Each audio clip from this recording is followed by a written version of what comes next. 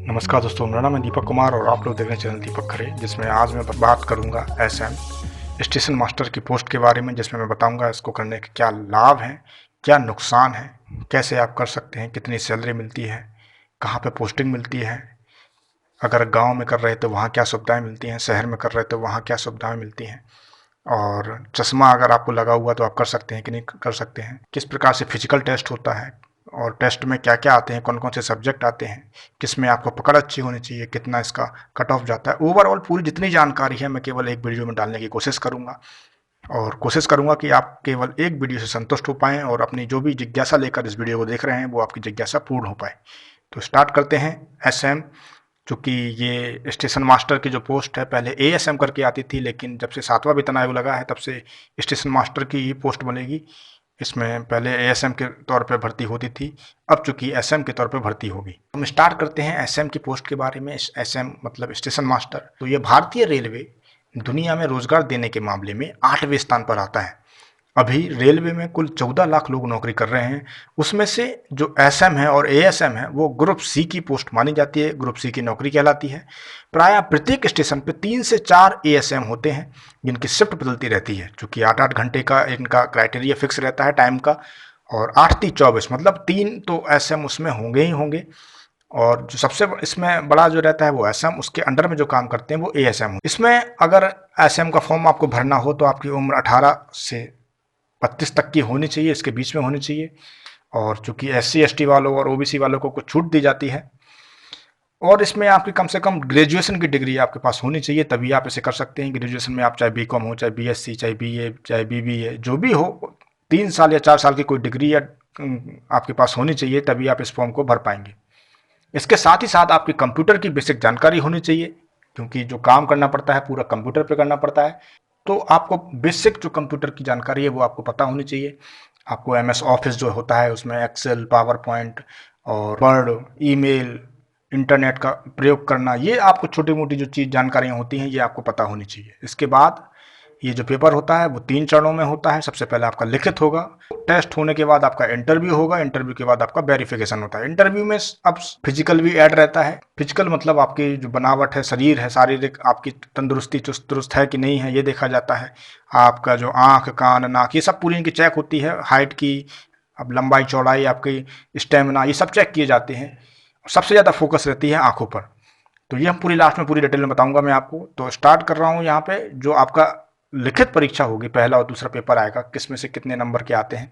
जो general knowledge का रहेगा उसमें से आप देख रहे हो पॉलिटी आएगा, जियोग्राफी, इकोनॉमिक्स, साइंस आएगा, इसमें से हिस्ट्री, कल्चर, करंट इवेंट्स भी आएंगे, इसमें से इंटरनेशनल रहेंगे, नेशनल रहेंगे, करंट इवेंट्स स्पोर्ट्स के रहेंगे। अरिथमेटिक रहेगा जिसमें से आपके परसेंटेज पूछे जाते हैं। बोट एंड स्ट्रीम के आएंगे सवाल, डेटा इंटरप्रिटेशन के आएंगे, एवरेज रहेगा, profit loss, problems on edges, simplification के सवाल रहेंगे, इंटरेस्ट के रहेंगे, पाइप्स एंड सिस्टम्स के रहेंगे, टाइम्स एंड डिस्टेंस और टाइम एंड वर्क, ये इंपॉर्टेंट है। रीजनिंग का जैसा देख पा रहे हो, verbal direction, arithmetic reasoning, decision making, blood relations, clocks and calendars, analogy, coding and decoding, number ranking, non verbal, mirror image, number series, alphabet series, non verbal series, cubes and dice. इस प्रकार से जो सवाल रहेंगे इनके, in chapter के, और ये पूरा रीजनिंग के उस पर रहेगा। इसके बाद जनरल इंग्लिश भी आता है, इस पर ये ऑप्शनल रहता है।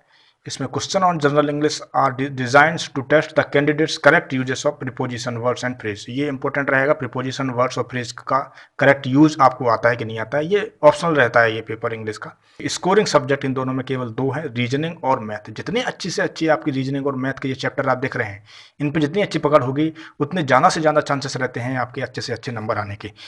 मेन चीज़ क्या है, जीके और जीएस जो रहता है इसमें कंफर्म नहीं रहता है कि कहाँ से ले ले। पॉलिटी में बहुत विशाल है, जियोग्राफी में पता नहीं कहाँ से क्वेश्चन आ सकते हैं, इकोनॉमिक्स में पता नहीं कहाँ से आ सकते हैं।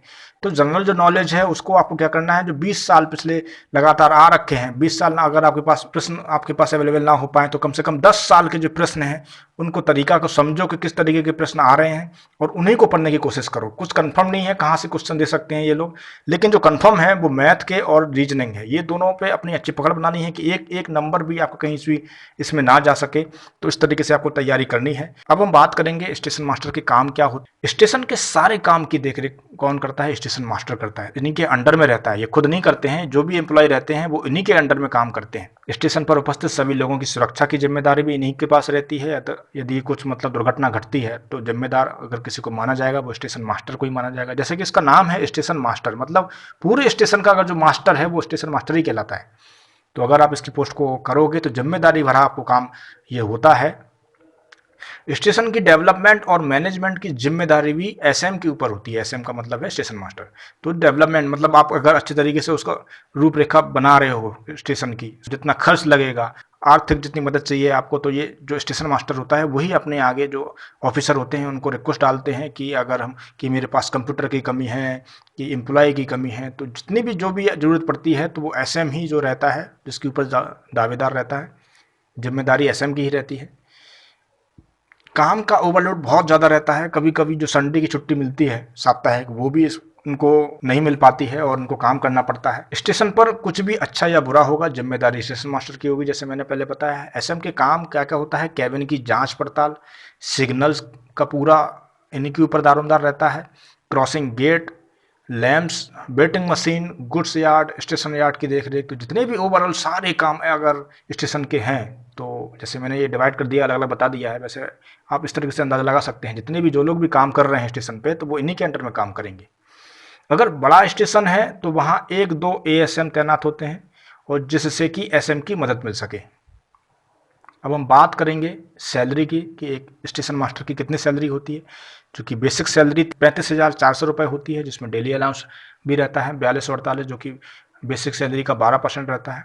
टीपीए भी रहता है, ट्रैवलिंग अलाउंस, जो 1800 रुपये होता है, और जो टीपीए रहता है उसका डेली अलाउंस भी मिलता है 5%। 1800 का 5% मतलब 90 रुपये आपको इसमें भी ऐड हो जाएंगे। एचआरए रहता है, हाउस रेंट अलाउंस, मतलब कि जो किराए से आपको घर पे रहना है तो उसके लिए रेंट मिलता है, तो वो मिलता है 24%। अगर आप एक्स क्लास सिटी में रह रहे हो, वाई क्लास सिटी में रह रहे हो तो 16% मिलेगा, और जेड क्लास सिटी में रह रहे हो तो 8% मिलेगा। लेकिन ये किस पे मिलते हैं, ये बेसिक सैलरी पे मिलते हैं। बेसिक सैलरी का 24% मिलेगा यदि आप सिटी में रह रहे हो। वाई मतलब होता है कस्बा और जेड मतलब होता है गांव। तो ये उसी के हिसाब से वहाँ पे सस्ता होगा तो सस्ता मतलब रुपए कम देते हैं। अगर शहर में रह रहे हो तो 24% आपको ज़्यादा जो बेसिक सैलरी पे मिलता है। तो चूँकि टोटल रहती है, जो एक्स सिटी वाले को जो टोटल सैलरी मिलती है वो 50,255 मिलती है। जो कस्बों में या छोटे शहरों में रहें तो उनको 47,424 रुपये मिलती है, और जो गांव में अगर आपकी पोस्टिंग हुई है तो 44,592 रुपये आपको ग्रॉस सैलरी मिलेगी। ग्रॉस सैलरी में से कुछ कटेगा भी आपका, तो उसको डिडक्शन बोलते हैं। एनपीएस कटेगा 10%, तो वो 3717 रुपये कट जाएंगे। ये सीजीएचआईएस होता है, ये हेल्थ से संबंधित होता है, तो ये 30 रुपये इसके कटते हैं। प्रोफेशनल टैक्स रहता है, ये 250 रुपये कटेंगे। तो टोटल जो कटेगा आपका सैलरी में से 3,997। तो जो इन हैंड आएगी वो एक्स सिटी वालों के लिए 46,260 आएगी, वाई सिटी वालों के लिए 43,320 रुपये आएगी, और गाँव में जो नौकरी करेंगे तो उनके लिए 40,580 रुपये उनके हाथ में मिलेगी, उनके अकाउंट में सीधे सीधे रुपए जाएंगे कटने के बाद। सुविधाएं की हम अगर बात करें रेलवे में, तो इससे अच्छी कोई जॉब है ही नहीं। आप देख रहे हो इतने सारे ये सारी सुविधाएं हैं, अलाउंस हैं, तो ये मिलती हैं। सबसे पहला है सिटी कंपनसेटरी है, डेली अलाउंस है, इसके बाद डियरनेस अलाउंस है, हाउस रेंट अलाउंस है, जर्नी और transfer and composite transfer grant है, माइलेज अलाउंस है, ट्रेनिंग अलाउंस है, ट्रांसपोर्ट अलाउंस है, फिक्स्ड कन्वेंस अलाउंस है, यूनिफॉर्म अलाउंस है, मतलब आपकी यूनिफॉर्म के लिए पैसे मिलेंगे। कन्वेंस अलाउंस टू डॉक्टर्स है, डॉक्टर भी आपको दिया जाता है। आउट ऑफ टर्न अलाउंस, तो ये सारे अलाउंस आप देख रहे हो। रिमोट लोकेलिटी अलाउंस है, जम्मू कश्मीर अगर वहाँ पर एरिया में रह रहे हो तो आपको ज़्यादा रुपए दिए जाते हैं। एनपीए टू रेलवे डॉक्टर्स है, ration money in lieu of ration subsidy है, वॉशिंग अलाउंस है, कपड़े धोने के पैसे मिलते हैं। Special allowance to railway school teachers, तो टीचर को भी पैसे दिए जाते हैं अलग से। बच्चों के लिए पढ़ाई के लिए मिलते हैं। Children of railway employees, border area allowance, constant attendance allowance, over time allowance, अगर ज़्यादा काम करोगे तो उसका अलग से अलाउंस मिलता है। सुविधाएं बहुत अच्छी मिलती हैं रेलवे नौकरी में। इसमें 6 से 8 महीने की ट्रेनिंग भी होती है। आपके यदि सिलेक्शन होता है तो उसके बाद ट्रेनिंग देना पड़ता है। तो इस ट्रेनिंग के दौरान आपको स्टेशन के सभी एम्प्लॉय के सारे काम सिखाए जाते हैं कि आपको टिकट कैसे बनाना पड़ता है, रिजर्वेशन कैसे किया जाता है, ओवरऑल जितने भी काम होते हैं सारे आपको करवाए जाएंगे, इसी में सिखाए जाएंगे। ट्रेनिंग पीरियड के दौरान आपको इसमें सैलरी भी मिलती है। कभी कभी छोटे स्टेशन पर तैनात एसएम को ही मैनेजर के साथ साथ कमर्शियल काम मतलब टिकट बुकिंग है, रिजर्वेशन है, पार्सल बुकिंग, ये भी करना पड़ता है। अब हम बात करेंगे सुविधा और दुविधा, इसमें इसको करने से क्या सुविधा मिलती है और इसको करने में क्या क्या नुकसान आपको झेलना पड़ता है। पहले हम सुविधाओं की बात करेंगे कि जो ट्रैवलिंग कार्ड के जरिए आप आपकी फैमिली पूरे इंडिया में कहीं भी घूमने जा सकते हैं, वो भी 3 AC वाले डिब्बे में। तो मतलब आपको कार्ड मिलता है पूरे साल में आप अपने फैमिली के साथ कहीं भी जा सकते हैं। फैमिली में आपका हस्बैंड, वाइफ और बच्चे, तो ये कहीं भी जा सकते हैं। और इनको पास दिया जाता है 3 AC वाली जो डब्बा रहता है उसमें आपको दिया जाता है कहीं भी जाने के लिए, ऑल ओवर पूरे इंडिया में। विशेष भत्ता एवं शिक्षा भत्ता बच्चों के लिए दिया जाता है। ये गर्ल्स ASM को उनके घर के पास नौकरी दी जाती है। यदि आप लड़की हैं और आपको स्टेशन मास्टर की नौकरी करनी है तो आपके लिए ये सुविधा रहती है, चूँकि ये बॉयज़ को सुविधा नहीं रहती है, लड़कियों के लिए रहती है कि आप अपने घर के पास में आप नौकरी कर सकें। जो भी आपका जिला पड़ता है वहाँ पे अगर रेलवे सुविधा है तो वहाँ पे आप जाके स्टेशन मास्टर बन सकती हैं।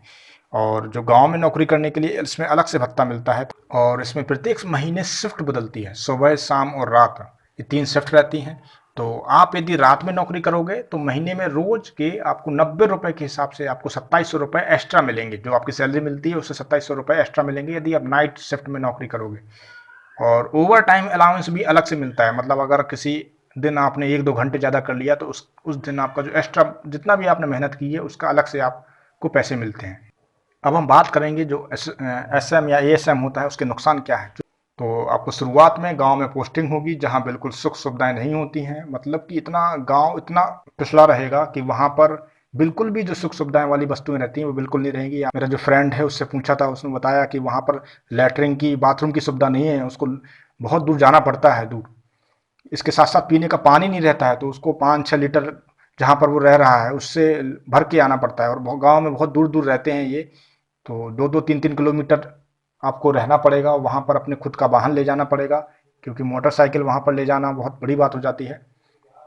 शुरू शुरू में बहुत तकलीफ होती है। वहाँ पर वो मुझे बता रहा था कि वहाँ पे समोसा तक भी नहीं मिलता, इतना पिछड़ा गांव है वो। तो शुरुआत में ये आपको झेलना पड़ेगा। और इसके बाद है अलग अलग डिवीजन पर अलग अलग काम होता है। कोई एक दिन में 10 ट्रेन की एंट्री करता है और किसी किसी को 100 ट्रेनों की, दोनों की एंट्री करनी पड़ती है। तो चूँकि दोनों की सैलरी एक ही होती है, क्योंकि जहाँ पर आप की पोस्टिंग हुई है वहाँ पर यदि बहुत क्राउडी एरिया है, बहुत ट्रेनें का आवागमन ज़्यादा है, तो वहाँ पर आपको बहुत ज़्यादा काम का ओवरलोड रहेगा।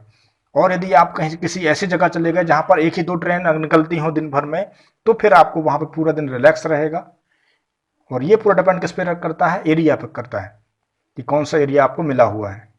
इसके बाद छोटे स्टेशन पर स्टाफ की कमी के कारण SM को ही सारे काम करने पड़ते हैं, क्योंकि छोटे जो स्टेशन होते हैं वहाँ पर कभी कभी TC नहीं आता है, कभी कभी TC होते ही नहीं है वहाँ पर, तो उसका भी काम करना पड़ता है। जो CA है, कमर्शियल अप्रेंटिस है, उनके भी काम इसको ही करना पड़ता है। छोटी जगह पर प्रेशर बहुत रहता है, काम भी ज़्यादा रहता है। इसके बाद कभी कभी ट्रेन अगर लेट हो तो स्टेशन मास्टर को ही अपने बड़े अधिकारी को जवाब देना पड़ता है। और यदि ट्रेन ज़्यादा देर स्टेशन पर खड़ी रही तो अधिकारी की डांट भी सुननी पड़ती है। स्टेशन पर कुछ होनी या अनहोनी या कोई भी घटना घटे तो जवाब स्टेशन मास्टर को ही देना पड़ता है। जितने भी पैसेंजर होते हैं कोई लटक कर ना जाए, सब सीट पर बैठ के जाएं, तो ये पूरी जिम्मेदारी किसकी रहती है, स्टेशन मास्टर की रहती है। क्योंकि ऐसा होता कम है, वो कम नज़रअंदाज कर जाता है। अपने भारत में ऐसा इतना नहीं होता है डेडिकेशन, लेकिन ये जवाबदेही स्टेशन मास्टर की ही रहती है। क्योंकि एक और इसमें मैंने कमी देखी है कि हम जो पैसा कमाते हैं वो अपने घर परिवार के लिए कमाते हैं। रेलवे में अगर आप नौकरी कर रहे हो तो आपको कोई भी छुट्टी नहीं मिलती है, जितने भी त्यौहार रहते हैं आपको वहीं पे काम करना पड़ता है। तो ये हम तब त्यौहार कभी भी अपनी फैमिली के साथ नहीं बनाते हैं, क्योंकि आपने अगर त्यौहार पर छुट्टी नहीं ली तो उसका एक अलाउंस जो है, सुविधा है, भत्ता है, वो अलग मिलता है, एक्स्ट्रा रुपये मिलते हैं आपको। कोई इंसान अगर पैसे कमाता है तो वो इसलिए कमाता है कि वो फैमिली के साथ वक्त बिता सके, घूमने जा सके, और जो त्यौहार हैं, फेस्टिवल है, उनको अपने फैमिली के साथ मना सके। लेकिन इसमें बस यही दिक्कत एक है कि आप अपने परिवार के साथ एक भी त्यौहार नहीं मना सकोगे। और इसके अलावा इसमें पैसे बहुत सारे हैं। स्टूडेंट्स का भी ये दौर चल रहा होता है कि उसे बस लगता है कि कैसे भी करके हमें एक जॉब मिल जाए, चाहे हमें जितनी मेहनत करनी पड़े, चाहे हम सालों घर पे ना आए, लेकिन हमें बस एक नौकरी मिल जाए अच्छे रुपए वाली। तो ये अभी आपका जो थॉट है, व्यू है, ये अभी आपका बरकरार है। आपको ये नौकरी मिल भी जाएगी तो आप 4-5 साल 10 साल अगर आप नौकरी करोगे तो पैसा जब खूब आप कमा लोगे, देख लोगे, खूब एंजॉय कर लोगे। लेकिन बाद में 10-12-15 साल बाद आपको लगेगा कि पैसा ही सब कुछ नहीं होता है, फैमिली भी होती है, क्योंकि टाइम निकल रहा है धीरे धीरे। और जो एंजॉयमेंट की समय रहता है वो अगर समय पे नहीं किया तो एक अंदर से हताश आ जाती है, हताशपन हो जाता है। तो ये मैंने बहुत से इंटरव्यू में देखा है कि उन्हें ये बाद में रियलाइज होता है कि पैसे के साथ साथ फैमिली भी इंपॉर्टेंट रहती है, फैमिली के साथ एंजॉयमेंट भी इंपॉर्टेंट रहता है। तो ये अभी आपको लगेगा कि बस कैसे भी करके हमें नौकरी मिल जाए, थोड़ा पैसा कमा लें, फिर बाद में देखा जाएगा जो होगा, फैमिली तो कहीं नहीं जाने वाली है। अब हम बात करेंगे प्रमोशन की, कि आप यदि एएसएम की पोस्ट पर भर्ती हुए हैं, उसमें आपने जॉब पाई है, जो कि अब तो एसएम होने लगी है, तो जो एएसएम जो पहले हैं, पुराने हैं, वो असिस्टेंट स्टेशन मास्टर हैं, उसके तौर पर आपने पोस्ट पाई है, तो वो बदलेंगे। उनकी जो पोस्ट का प्रमोशन होगा वो स्टेशन मास्टर हो जाएगा। स्टेशन मास्टर के बाद होती है स्टेशन सुपरिटेंडेंट, एसएस जिसे बोला जाता है। इसके बाद असिस्टेंट ऑपरेशन मैनेजर, एओएम की भर्ती पोस्ट रहती है। फिर एओएम के बाद डीओएम रहता है, डीओएम मतलब डिविजनल ऑपरेशन मैनेजर। ये प्रमोशन है, हर 10 से 12 साल में प्रमोशन होता है। ये आपके काम के ऊपर डिपेंड है, कैसा आप काम कर रहे हैं, अपने जो बॉस को खुश करके रख रहे हैं कि नहीं रख रहे हैं, क्योंकि जो पूरी रिपोर्ट जाती है आपके बॉस के थ्रू जाती है। जो एनटीपीसी एसएम स्टेशन मास्टर का जो सिलेबस रहता है, वो पेपर होगा, वो 90 मिनट में होगा, मतलब कि 1.5 घंटे में आपको करना पड़ेगा, जिसमें कि जनरल अवेयर्स के 40 क्वेश्चन आते हैं, मैथ के 30 क्वेश्चन आते हैं और रीजनिंग के 30 क्वेश्चन आते हैं, क्योंकि सभी 1-1 नंबर के रहते हैं। तो ये 100 नंबर के हो जाएंगे और 100 प्रश्न रहेंगे। इसमें आपको 90 मिनट में आपको हल करने हैं, मतलब 1 मिनट से भी कम समय में इसको हल करना है आपको एक प्रश्न। ये ऑनलाइन होगा, मतलब कि आपको ऑब्जेक्टिव टाइप के क्वेश्चन आएंगे, 4 ऑप्शन दिए रहेंगे, आपको एक सिलेक्ट करना पड़ता है। सिलेक्शन हो जाने के बाद आपका मेडिकल टेस्ट होगा। मेडिकल टेस्ट कब होता है? जब आपका सिलेक्शन हो जाए और डिवीजन आपको मिल जाए, उस टाइम पे आपका मेडिकल टेस्ट होगा। मेडिकल टेस्ट में ये 3 कैटेगरी के टेस्ट होते हैं, A2, A3, B2, C2। ये 4 कैटेगरी हैं, 4 कैटेगरी के टेस्ट रहते हैं और सब डिवाइड रहते हैं। चूँकि एनटीपीसी की 13 पोस्ट रहती हैं, तो सबके लिए अलग अलग कैटेगरी की डिवाइड है। जो 3 कैटेगरियां हैं, गुड्स गार्ड्स है, ट्रैफिक अप्रेंटिस है और स्टेशन मास्टर है, इनके लिए A2 कैटेगरी है। A2 कैटेगरी में क्या क्या होता है मैं आपको बता दूं। A2 कैटेगरी जो रहेगी उसमें आई टेस्ट होगा। आई टेस्ट में किस तरीके से टेस्ट होगा आंखों का? आपकी दूरदृष्टि 6/9 विजन की होनी चाहिए और निकट दृष्टि आपकी 0.6 होनी चाहिए। 0.6 विजन की मतलब कि क्या है, आपको जैसे आपने देखा होगा कभी कभार, जब आप आंखों जो चश्मे वाले दुकान पे जाते हो, आंखों का जो चश्मा रहता है उसमें जो लेटर लिखे रहते हैं, जैसे सबसे पहले A B C इस तरीके से लिखा रहेगा, पहला रो में और छोटे हो जाएंगे, जैसे नीचे जाता जाएगा वो और छोटे अक्षर होते जाएंगे। तो जो नीचे की लाइन रहती है, 6वीं लाइन, उसको आपको देखना पड़ता है कम से कम 8-9 मीटर की दूर पर बैठा के। फिर आपसे पूछते हैं कि क्या लिखा है, आपको बताना पड़ेगा। तो उससे क्या चेक होगा? दूरदृष्टि और निकट दृष्टि चेक करने के लिए वो अपने आपके पास रखेंगे, आँख के पास, और 0.6 मीटर की आपकी रेंज पे आपके जो लेटर रहेंगे वो बहुत छोटे रहेंगे, उनको आपको पढ़ना पड़ेगा। तो उससे आपकी चेक होगी निकट दृष्टि दोष। इसके बाद आपका कलर विजन टेस्ट होता है। कलर विजन का मतलब होता है, ये एक बुकलेट रहती है जिसमें कि 30 से 32-35 पेज रहते हैं इसमें, और डिजाइन बने रहते हैं सर्कल के हिसाब से, रेक्टेंगल, और ये इस तरीके से आपके डिजाइन बने रहेंगे डॉट डॉट करके। उसी डॉट डॉट में अलग अलग कलर से कुछ नंबर लिखे रहते हैं, तो उन नंबर को आपको पहचानना पड़ता है कि कौन सा नंबर लिखा है पे। तो वो आपके 30-34 जो टेस्ट लिए जाएंगे और कितने सही हो रहे हैं उसके हिसाब से आपको नंबर मिलेंगे। इसके बाद तीसरा रहता है नाइट ब्लाइंडनेस, रात के अंधेरे में आपको दिखता है कि नहीं दिखता, ये भी चेक होगा आपका। इसके बाद है बाइनोकुलर विजन। इसका क्या मतलब होता है? आपकी एक आंख बंद करवा के आपको चित्र पूछेंगे, आपको डिजाइन बताएंगे तो ये क्या है, जैसे रेक्टेंगल है, सर्कल है, उसके अंदर कुछ और बना है, तो वो आपको बताना पड़ता है। सेम सिचुएशन आपकी दूसरी आंख को बंद करवा के करवाएंगे, मतलब कि आप दूसरी आंख भी बंद कर लेंगे और उससे आपसे पूछेंगे कि कौन सा चित्र है। कैसे एक एग्जांपल करके बताएं हम आपको, तो जैसे उंगली आपको दिखाएंगे कि ये कितनी उंगलियां हैं, हाथ चलता हुआ बताना पड़ता है कि ये 2 हैं कि 3 हैं। तो इस तरीके से आपका ये टेस्ट होता है। और इसमें इंपॉर्टेंट रहता है कि जो चश्मा लगाकर भी आप इन टेस्टों को पास कर सकते हैं। ये बहुत इंपॉर्टेंट है, बहुत स्टूडेंट के माइंड में रहता है कि मैं चश्मा मैं पहना रहता हूँ तो क्या मेरा सिलेक्शन हो पाएगा कि नहीं हो पाएगा। तो उनके लिए मैं बता दूं कि आप चश्मा लगाए हो या ना लगाए हो, इससे मतलब नहीं है। इन टेस्टों को आपने पास कर लिया तो आप एलिजिबल माने जाते हो। अगर आप फेल हो रहे हो और चश्मा आपका लगा हुआ है तो आपको क्या चेक होता है? डायोप्टर चेक होता है कि कितने डायोप्टर का आपका लेंस है चश्मे का।